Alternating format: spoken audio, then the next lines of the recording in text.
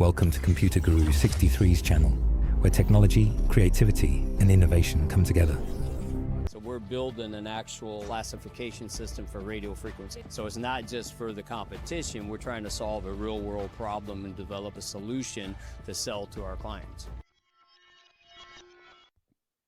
It is now time for a demonstration. In this demonstration, we will be looking at the concept of extracting actionable intelligence and how to go from raw threat data to meaningful, operationalized intelligence using MITRE ATT&CK and open source tools, and convert raw threat data into actionable intelligence mapped to adversary behavior applicable to detection and response. So the first thing we're going to do is look at ThreatFox. So ThreatFox gives us IOCs, those indicators of compromise. And you can see here where we have APIs, where the ThreatFox API, where you can leverage the ThreatFox API, or we can access the database of the IOCs, as you see right here. So when I go into the database, I can see all this information about these attacks. And you see we've got a worm here, we've got different types of attacks, all right? All these different types of things we've got. So any one we could select on is going to give us different types of things. Since we've got different tags, we'll pick this one down here and we'll click on that. So this is the database entry. And you see here it's in Great Britain with the country here. You hear the report that it was first seen. And you start looking at the tags and the information. Now, one of the things you get from this is the IP, the port information, but you get the autonomous system number. So if I click on that autonomous system number, it's going to give me the whole ASN and the actual top malware families over time at this ASN. And you can see there we got Quackbot, we got all Cobalt Strike, we got all these other ones there in this pie chart. And we can scroll down here and get additional information from them as well. But what about if we click on the IOC itself? Now you see here in the top IOC, it's using port 443 or HTTPS. So let's take a look at it. So now you come down here and you see it's got a malware alias. It's Hevokeys or Hevokiz. All right, more information there, and it gives you a reference, and it gives you a unique UID. All these are different types of things we can extract. And you see we also have here, it's botnet command and control.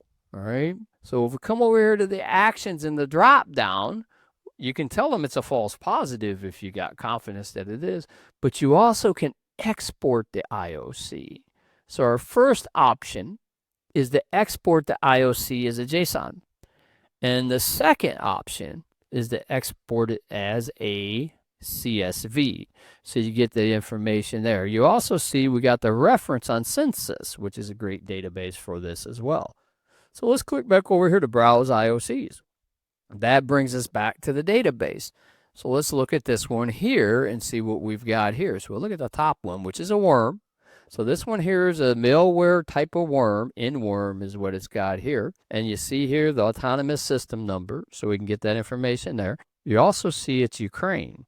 So you see right here, it's Ukraine. So that's interesting. And then you got the UUID. And then we start coming down here, and we've got a sample. So remember, if you're going to test these, you want to do this in a sandbox. But moreover, what we have here is we have the hash. And since we have the SHA-256 hash, that means we can take that hash and we can put it into a tool like VirusTotal, or just search on the internet for it as well. So all these are different types of things we can do. We can go to the Malware Bazaar database, as I've just done here, and now you've got even more information. You got the human hash, Romeo, Pennsylvania, Alaska, Spaghetti. You got the file name, very important because we get the file name. Now remember, anyone could change the name of the file, but a lot of people don't. So by doing that, we can extract information and put it into our monitoring systems.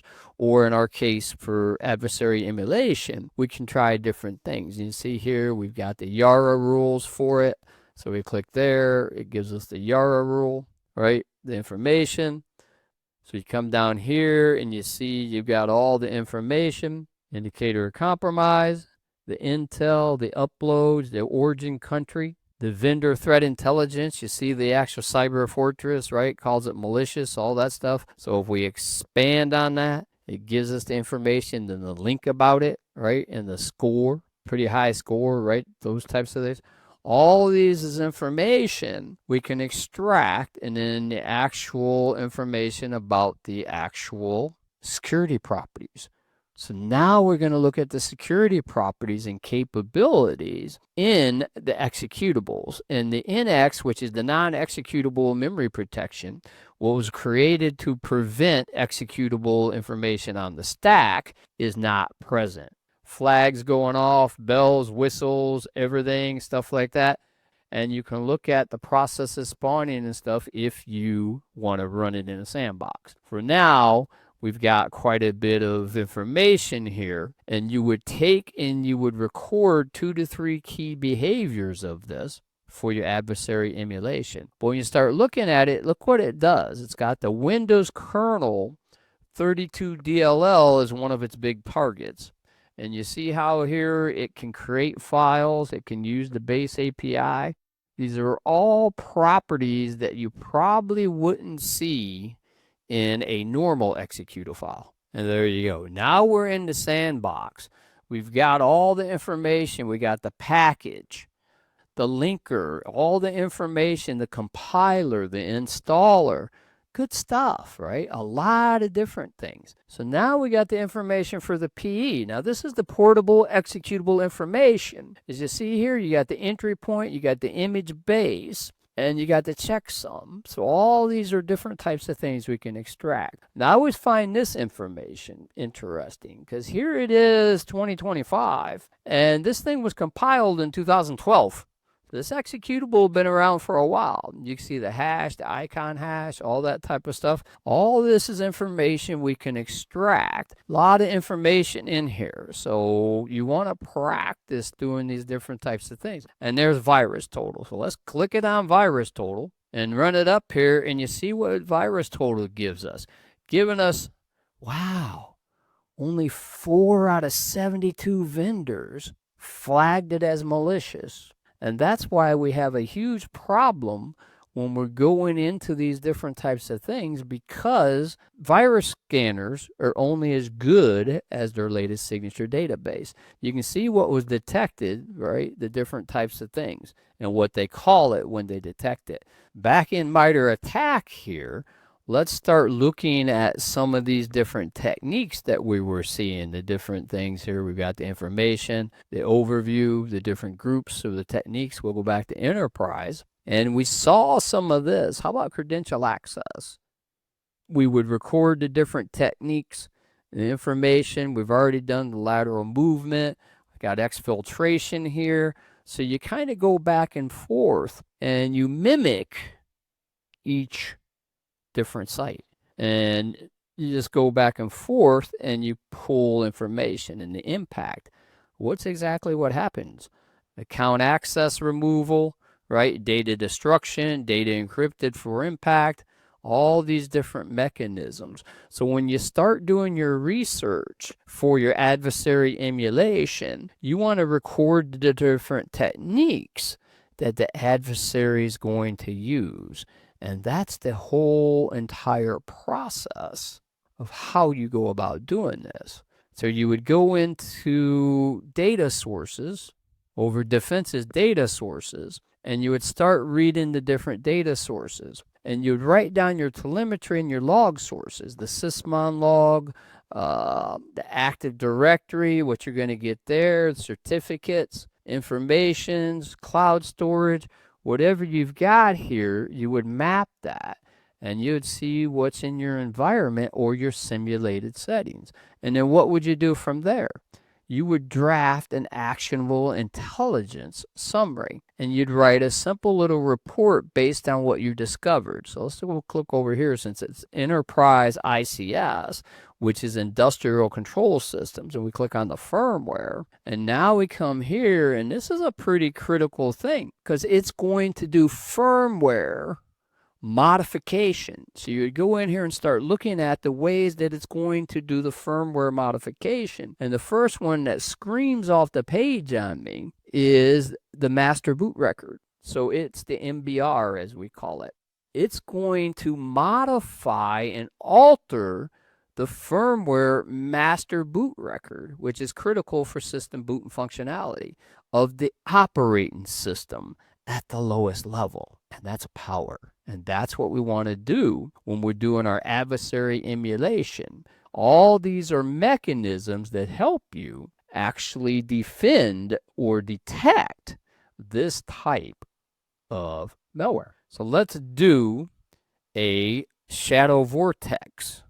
Our initial access for shadow vortex, when we start looking at our threat summary, is a phishing email with a malicious attachment, in this case a spreadsheet. And what it does is this Excel macro drops a PowerShell loader and gives you a persistence by creating a registry key. And then it dumps the actual LSAS memory.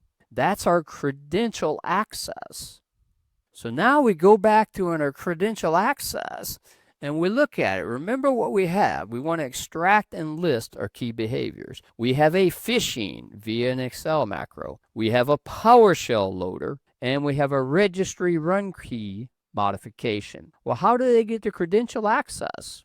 That's part of our adversary emulation. So we know we got the Excel and we got the macro of the Excel. So we'll save a little bit of time here and bring it up so we can see it. And we see enterprise execution techniques, part of spear phishing. Remember, it was our first indication of this attack was spear phishing.